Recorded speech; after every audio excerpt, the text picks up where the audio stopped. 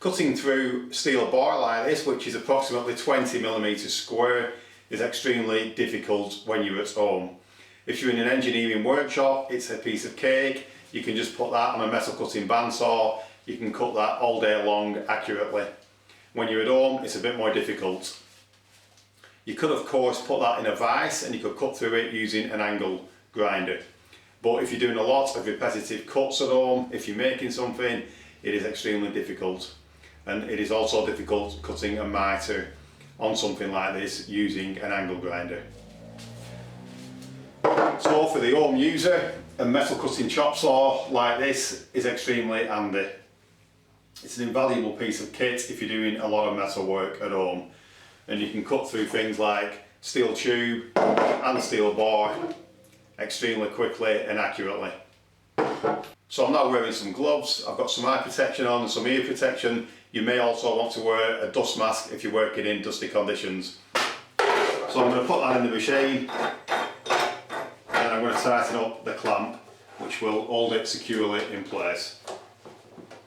It's important when you use a machine like this that you tighten the clamp very securely. That will stop the workpiece from moving. Also, you need to bring the machine down very slowly. If you bring that down too quickly onto the workpiece, you could shatter the blade. Also, when you use a machine like this, there are a lot of sparks, so you do need a good fire extinguisher close by just in case. I'm now going to start the machine and slowly pull it through the metal bar.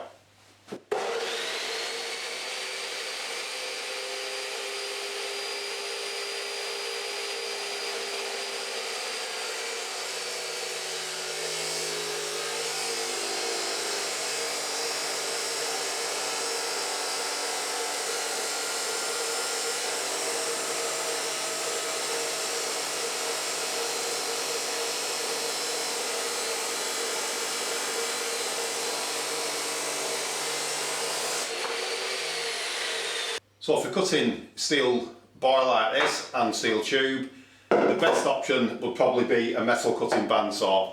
But due to the expense and the amount of room they take up, a metal cutting chop saw like this with an abrasive disking is an extremely good option.